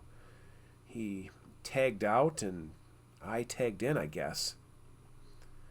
As an officer of the law, it makes me a bit nervous knowing you're walking around with that cannon in your bag. So, can I get you some gun training in the days to come? Get that fucker registered in your name? Ansel nodded in agreement and slipped the pistol back in the bag and slowly zipped it up. Then he coldly looked up at Forsberg with unflinching purpose. So what? You dodged the question about Levi. Undetermined, Forsberg muttered disdainfully. I'm doing my job, kid, but you'll only make matters worse if you push this narrative with Lacey. Once I have all the evidence, I'll sort through it. It's what I do. I knew about your dad's pistol from the evidence, didn't I? Only because I brought it to you. Lacey believes that this manuscript is some sort of psychic prophecy guideline to the future, and she's convinced something bad is going to happen to me on August 2nd. How specific is that? It kind of freaks me out. Even though she went to Levi's funeral, she still believes he ran away like my dad did and is in trouble with some secret society. How crazy is she? You're young. You're both young. So the adults have been worried about how much to tell you. But the same shit happened when I was a kid, and it almost killed us kids. So we're going to get you up to speed over the next month until your folks return to take you away. Then you'll have to decide what to do from there. We need you to be part of the Asante Lodge, kid. Asante Lodge? Forsberg nodded. I've heard it means guardian of the frontier or guardians of the knife.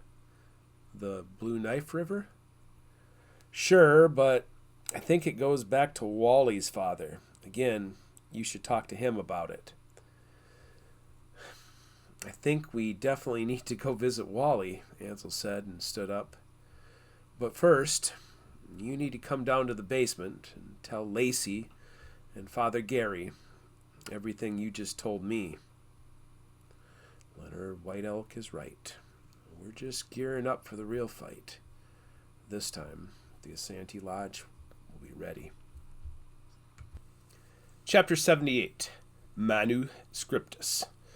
St. John, Minnesota, July 12th, 1986. Wally Crane stood in the garage door opening as all four visitors stepped out of the SUV. Father Gary led, followed by Lacey Morris and a sheepish Ansel Nielsen, and finally by a reluctant Brian Forsberg. How did they manage to get Forsberg committed to this idea? I tried and failed for decades. Thank you for doing this, Father Gary said with a firm handshake. No bother at all, Wally admitted. It took me a while to find them in all this clutter, he said in reference to all the other unpacked boxes. Obviously, we lost the manuscript she'd been working on. It's what she used to start the fire in the first place.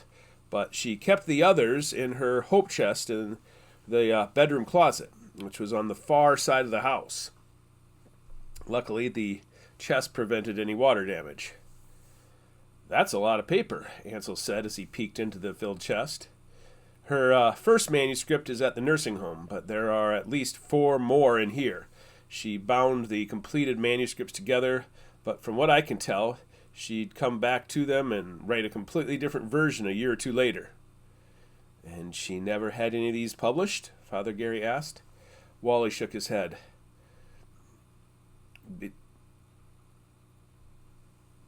Between teaching and raising the girls, she never got around to it. To be honest, I'm surprised how much it ended up being. She was always clanking around on that typewriter when the girls and I weren't around, but honestly, I didn't realize how much material she ended up producing. We need to get them to Carson. He'll be able to organize them and keep track of things with those computers of his, Forsberg added suddenly. He stood behind everyone else with his arms crossed. So what do you think we've got here? All eyes turned to Lacey Morrison, who gave a crooked grin before explaining. We think Mrs. Crane saw visions of the future. Hamlet's Ghost was based on a Shakespeare play and how young Prince Hamlet mourned the death of his mighty father and struggled with his sanity as he unraveled a murder plot involving his mom and stepfather. That's Ansel. From what I've read, she saw versions of me, Ansel, and even Levi, but she used fake names when she wrote them. Pseudonyms, Ansel offered quietly. Right, pseudonyms, Lacey responded with a smile. These pseudonyms were usually names from mythology or Shakespeare. I found pen marks where she crossed out names and changed them. That's how I found the name Ansel. She was close friends with Ed and Bonnie Nielsen, Wally reminded himself. She knew of Ansel. Tell Wally about the pistol, Gary steered. Right, so Ansel and Sheriff Forsberg have been carrying around their own secrets about the pistol. Ansel hid the pistol so nobody knew it even existed, and Sheriff Forsberg had evidence from the crime scene in Indiana that only he understood. Mrs. Crane put that right in her book. She knew. Somehow she knew.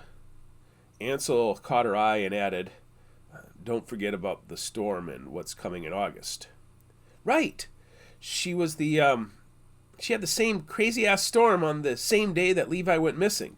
Now, her version of the story only included Lacey and Ansel characters, and even though they seemed to be copies of us, they did different things.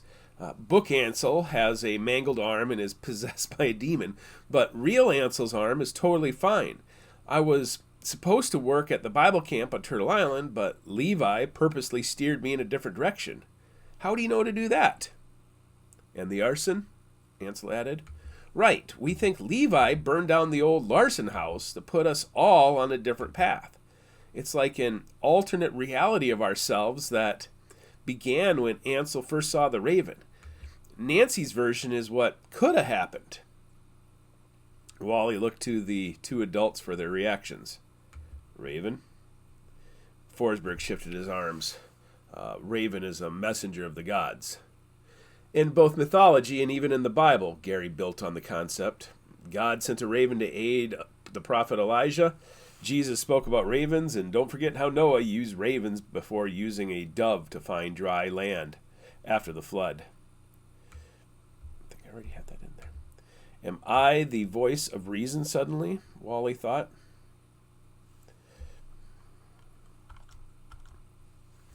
What about Ansel's raven? We think he was that was when things changed. Just like in Hamlet's Ghost, Ansel came to Lake Manitou, but this time the raven guided him to a different destiny. Lacey finished with wide-eyed enthusiasm. Huh, Wally muttered when no one else spoke.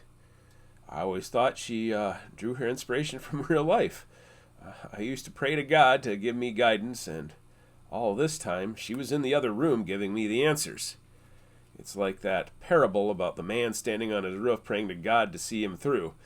God sent me his help, and I was too blind to see it. In Hamlet's Ghost, Levi is just a minor character, but toward the end of the story, Mrs. Crane described how he ended up running away from home. So perhaps there is something in the text that says what really happened to Levi. Maybe it's just some cover-up, and he's actually... Okay, hold your horses, Missy, Forsberg interrupted. Dial things back a bit. Wally could see the grief and mourning in her eyes. Father Gary interceded quickly. Wally, we know you've seen some strange supernatural things in the past and also had encountered some tangible villains as well. So we're hoping we can glean some ideas from what Nancy wrote. I think I understand, Wally added. You're welcome to them. Forsberg stepped forward and took hold of one handle of the chest. Gary, can you lend a hand? The two men lifted the chest and carried it to the rear of the big SUV. Lacey stood at his side. If Nancy's drafts are predictions of events, then there's something quite serious about to happen in a few weeks. Something quite serious has already happened, Forsberg muttered from a distance. Lacey ignored Forsberg. Could we go fetch the draft of Hamlet's Ghost from the nursing home? It's a bit late in the day, Wally said after a glance to his watch. I know, but that way we can do it without drawing attention, Lacey explained. We want to see if she can answer some of your questions. Wally waited for the men to return. What do you fellas think? I'm going along with the little lady on this, Forsberg said, and gave Lacey a nod of respect. I've got real villains to catch, and if any of Lacey's visions could give us clues, I'll gladly chase them down. Why don't Gary and I bring this over to Carson's place, and you can babysit the Mystery Inc. kids. Go grab that manuscript, and all of us can go sort through it. So Lacey and Ansel climbed into the cab of Wally's truck as Forsberg headed off for Split Rock. Wally reached in his front pocket for 2 sticks of big red gum. It didn't take long for Lacey to start talking again. Sorry to be bothering you like this. Ansel and I have been sorting through this for a week, but I only got B's in school, so it's probably important for us to look over the manuscript again rather than relying on my memories of it. Along with those chapters on demonic possession, Ansel began, there's stuff about me getting attacked with a baseball bat. Baseball bat? Wally repeated. Ansel sighed and shook his head, gave Lacey a look, and then turned to Wally. My sister is supposed to visit, and some crackhead boyfriend of hers tracks down and attacks the whole family. Real-life villains, Wally repeated what Forsberg said earlier. I see why we're interested in that manuscript. His jaw's broken and he gets a gnarly scar from it, Lacey added. It's why he grows a beard as an adult. Huh, Wally added, unsure of what to even say. It's the alternate version of me, Ansel added. I don't think we have to worry. Wally passed by the Narrows where cabins had once existed. Ahead, he could see Golden Shores nursing home built where his father had stabbed the Manitou in the belly. Who was he to judge reality? Lacey kept explaining. If Levi is alive, it means that he's become some sort of living monster, or he's been abducted for some sinister purpose that I couldn't wrap my brain around. I don't know if there's a happy ending to this story, but perhaps Mrs. Crane will remember. Levi tried to tell me, but we owe it to him to try, don't we? Granted, we're not the same kids as those kids in Mrs. Crane's manuscript, but it's still close enough to blow my mind. It reminds me of the story that Othello, where the harder he tries to change his fate, the more it makes it happen. Oedipus Rex, Ansel corrected. Oh yeah, sorry, I get those names mixed up, Lacey said, finding humor in her mistake. My point is that despite everything that happened or didn't happen, we still ended up together. We're destined to be together. In the play, Oedipus ended up accidentally sleeping with his own mother because he couldn't let things go. It ends in incest, Ansel coldly added. Wally choked on the brazenness shown by the young man. I'm sorry, Lacey offered, showing she knew about Ansel's traumatic past. The truck pulled into the parking lot in silence. Well, let's go find out, Wally offered and led the way. The attendant at the front desk only nodded when the trio walked past. The dining hall was empty with nary a soul around. Most of the doors were closed, a sign the nurses had tucked the residents in for the night. Nancy's door was also closed. God, just give her back to me, please. I feel so alone.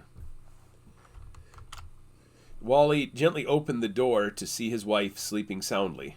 He stepped aside for the two to enter. Lacey went directly to the desk drawer, where she pulled out the bound manuscript. Ansel stood in the corner, so Wally gently closed the door and slid a chair to Ansel, who sat. Lacey sat down at the small desk and immediately began flipping through pages. The doctors think she had a stroke right before the fire, Wally explained.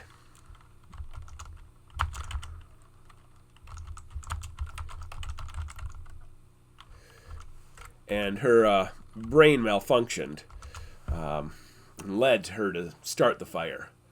About the time help arrived, she lost consciousness and hasn't really come back from it yet. Nancy awoke and huffed, getting a bit of rattle from her throat. Wally dabbed at the drool from the corner of her mouth as she concentrated on forming a single word. Help. Wally looked to the others to see how they interpreted the word. We want to help, Lacey replied, turning from the manuscript. And it seems you were trying to help us from the very beginning, Mrs. Crane. Ansel wanted to know what inspired you to write these stories in the first place.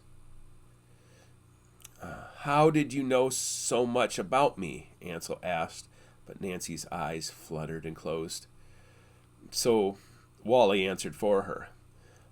Even though your mother took you to Indiana and then New York, you and your sister were always in our thoughts and prayers. The Nielsen's and Cranes have been family friends for generations. Your father was like the son I never had. I'm beginning to understand why he left, though. He knew about the darkness that sleeps here, didn't he? We want you to be part of the Asante Lodge. Lily thought a fight was coming with the return of Halley's Comet, but she was wrong, and this obviously isn't the end of the story. Trick, Nancy blurted out, and her body began to rock with tremors. You knew something about it, didn't you? Wally said to her. We're gonna have to untie this tangled knot together as a team, not on our own, he said, directing that to the kids. Exactly, Ansel added. We want Nancy's help. Help me, Nancy muttered, and she extended a hand towards Ansel. It shook until she let it rest on the table. Ansel stared at it like it was a dead kitten placed in front of him. Tell us more about the writing of her manuscripts, Lacey asked Wally. Tell us about her writing process. It's no big secret. Wednesdays were writing days. We'd hear the bell of that typewriter on school days, and then she'd come hurrying out of the dining room and jump in the car. So she wrote in the dining room? Lacey asked. Well, yes. She typed in the dining room, but she had her notebooks where she'd doodle. By the time Wednesday rolled around, she had the chapters pretty much written. But we only saw the manuscripts. Those were kept in the garage. The house fire obviously claimed all the handwritten journals. She sat under our willow tree, filling those notebooks all summer long. A willow tree? Ansel asked and swallowed a lump in his throat. Wally nodded. My father planted it right outside the living room window. It hosted picnics with the girls, held a hammock for a while, and during the summer, it was a writing retreat where Nancy would write under the curtain of green. Help me, Nancy said a second time. Her resting hand lurched forward to grab Ansel by the wrist. Despite her wide eyes, Ansel left his hand on the table. The tremor in Nancy's hand spread up her arm and her torso. Her grip kept her from falling over, but her eyes fluttered and then rolled back. Nancy? Then a violent spasm shook her and the whole table. Alarmed, Lacey jumped up from the table, knocking over the chair beside her. Wally put his hands on her back and left arm to steady her, but a shockingly strong elbow caught him in the chest. Ansel rose to his feet, but his forearm was caught in the vice of her grip. I think she's having a seizure, Wally said, holding her in a tight hug as she convulsed. Jesus! Ansel's eyes looked to his arm. The nails dragged across his arm created dark grooves. Instead of blood appearing, a strange black liquid shimmered. Ansel jerked his arm free, but strands of the black substance extended from his forearm to Nancy's hand. He tried to sever the strings, only to have them stick to his other hand. Nancy went limp. Oh, shit. Wally then knew what he saw. A talk pie. The shadow grew as it passed from Lacey to Nancy to Ansel, who lost control of his legs and stumbled backwards to the ground. His back arched as his muscles involuntarily flexed. I'll call 911, Lacey gasped. No! Wally almost passed out when he heard the crisp, strong syllable come from Nancy's mouth, in the same manner she'd once scolded children. Nancy turned her head, and his wife's eyes met his gaze to say, He needs to go to the willow tree. Chapter 79, A Strongman's House. Split Rock, Minnesota, July 13th, 1986. When Gary McKenzie dropped out of the graduate program at St. John Seminary School in Camarillo, California, there wasn't a raven nearby to influence his decision, but that choice surely changed his life. While Gary certainly disappointed Bishop Santiago, he pleased Father Thuan, who ran an underground railroad helping Vietnamese Catholics flee to South Vietnam. Gary'd first met Father Thuan as an undergraduate in the 1960s, and after a lecture trying to drum up support for the communist oppression of the Catholic citizens, which included harrowing tales of beheadings, Gary's career path began to narrow. Hours after that lecture, at a dinner party hosted by Dr. Lee off campus, Father Thuan's storytelling skills took a strange turn to the macabre. Father Thuan had assisted in an exorcism. A young woman from Tri-Tam exhibited strange ailments and even stranger behaviors until she was brought to the local priest at Basilique Saint Madeleine, who immediately called his superiors for spiritual guidance. On a whim, Father Thuan had offered to assist the exorcism of the young woman, but for his part, all he'd done was hold the girl's ankles to keep her from harming herself. That was the day I learned demons were not only undiagnosed medical ailments, Father Thuan had declared to the group of men in Dr. Lee's backyard. Thuan's face was placid, but his eyes twinkled. From that day, I no longer needed faith. I knew. Now, I also know. Following Father Thuan's storytelling, Gary hit the library to read everything he could on exorcism, from the Catholic exorcism rite to the ancient Solomonic texts, rituals used prior to Jesus. Gary read everything he could get his hands on, including those from other cultures. Demons and exorcists were global, and even though Father Thuan witnessed a successful exorcism, other cultures from Africa to America told of success also, making Gary question the nature of demons. Now, Father Gary McKenzie found himself holding Ansel Nielsen's ankle during an even stranger exorcism at the Fisher Mansion. When Wally frantically brought the boy to them, it seemed an overreaction as Ansel's only affliction manifested itself like intoxication. But within minutes, something other than Ansel began to take control of the boy's body. Beside him, Captain Chuck Looning applied pressure on the boy's shoulder and elbow, with Brian Forsberg now on the opposite arm and shoulder. Both stocky men needed their strength and weight to keep the 120-pound freshman down.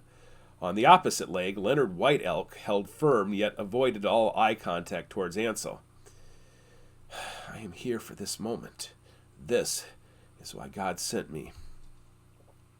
Almost 20 hours into the ordeal, Ansel was kept inside of a simple camping tent in the middle of the main living room. The makeshift sweat lodge allowed McGeesey to perform a ritual he'd learned before the turn of the century. With Ben Labiche at his side, McGeesey continued singing in syllables unfamiliar to Gary but recognizable as Anishinaabe-Moan. The demon fears him, and he's not even Christian.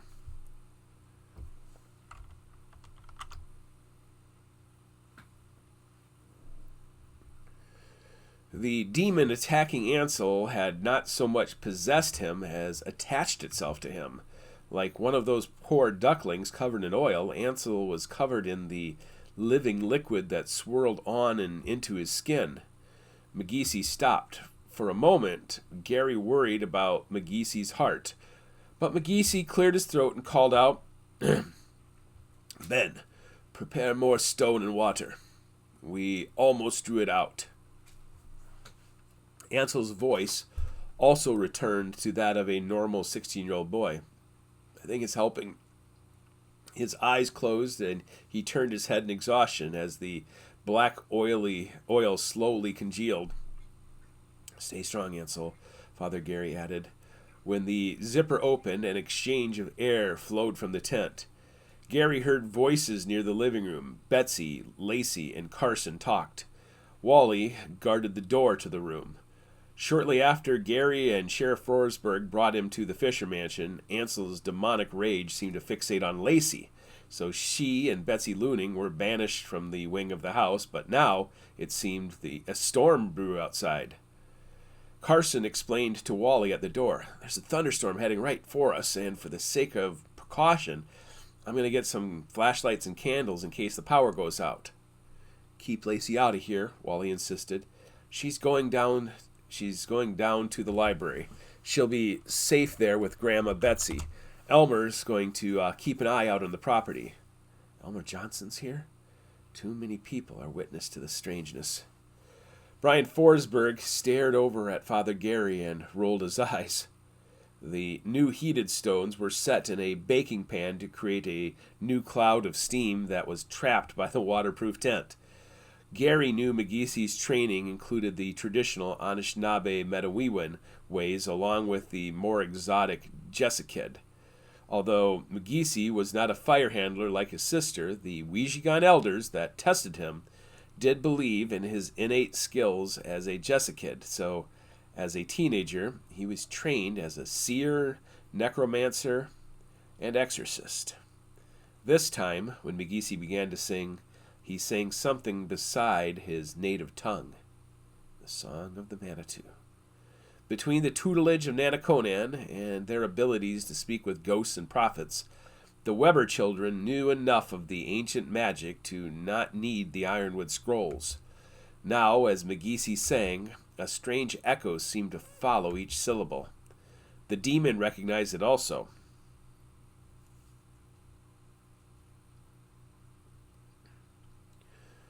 And Ansel's body lurched and bucked with renewed strength. 4 grown men struggled to keep him steady. "Ben, prepare yourself. It is time," McGeese shouted. He took the cup next to the thigh and poured it into his mouth. His cheeks puffed out like a wrinkled chipmunk. Then he leaned forward, crawling on hands and knees until he hovered over Ansel. And then he vomited a mixture of liquid and cowrie shells onto the face and chest of Ansel. "Sacred Migi shells," Gary observed. The old Jewish exorcists did something similar. Instead of the Song of the Manitou, they had a replica of King Solomon's ring, which they held to the nostril of the possessed. McGeese withdrew for a moment while the demon almost fully separated itself from Ansel. The pool of black now almost covered all of his face and torso. Gary watched his hands to make sure the black slime didn't touch him. McGeese returned with a long stick, but it was actually a straw. He sucked on one end and with the other placed it over the face of Ansel. With each breath McGeese took, Ansel screamed louder. Like siphoning water from a hose, McGeese plugged the tube with his thumb after each breath. He withdrew toward the tent flap and repeated a phrase 3 times, first in the ancient tongue, second in Anishinaabe Moine, and finally in English, "I draw you out." A flash of lightning appeared at the same time as a violent clap of thunder, shaking through the bricks and into the tent. Whether the power of electricity or the suddenness of its timing, McGeese lost focus and balance, tripping as he fell near the door. The wooden straw clattered to the ground, and like a genie released from a bottle, the shadow came billowing out.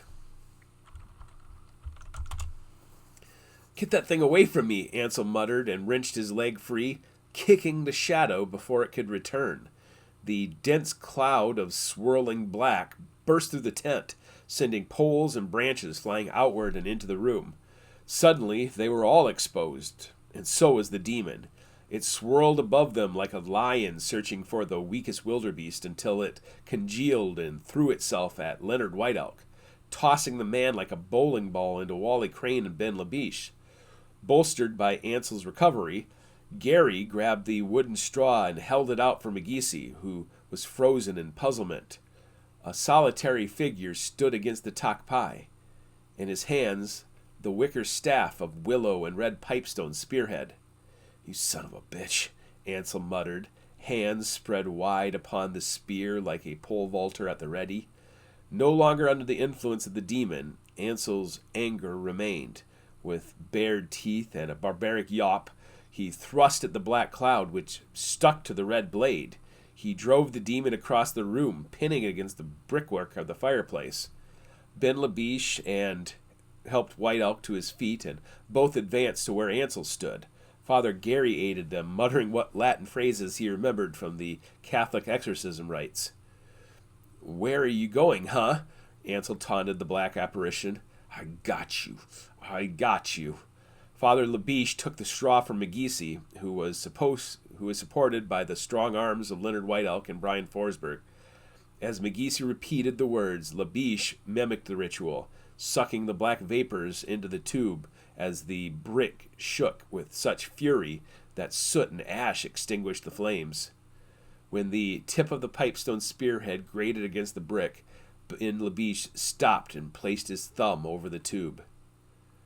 Now, expel it into the teapot, McGeesy said, pointing to the improvised copper vessel used for the climax of the exorcism. We can't let it escape. Captain Chuck opened the whistle cap, and Ben stuck the straw into it, blowing the evil spirit into the contained waters. The Solomon exorcist used a tray of water in the same manner. Likewise, the Gerasene demons Jesus encountered outside of Lake Galilee were thrown into a watery abyss.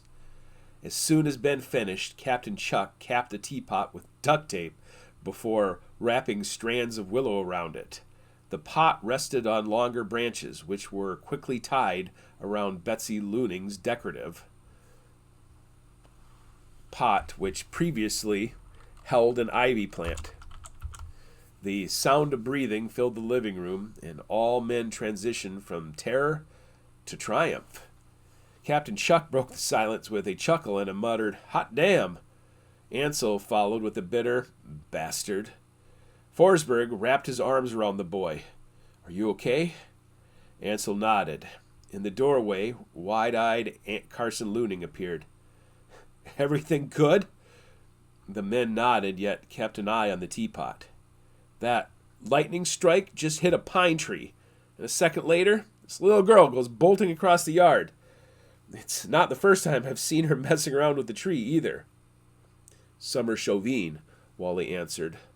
"Molly's daughter?" McGeesy groaned, drawing the attention of the men. Ansel began to shiver, prompting Forsberg to toss a blanket over his shoulders. Ben Labiche hooked the teapot with the willow spear. "So, what now?" Captain Chuck asked. With McGeesy and Ben Labiche exhausted, Gary felt eyes turn to him. In the Bible, Jesus insinuated that a cast-out demon would come back to the host again and again and again. And when he encountered a demon, the demon feared being cast into the watery abyss. I say we get this cursed thing as far away from Lake Manitou as we can, and then throw it into the ocean. It was an ad lib, but deep in his gut, it felt like the right course of action.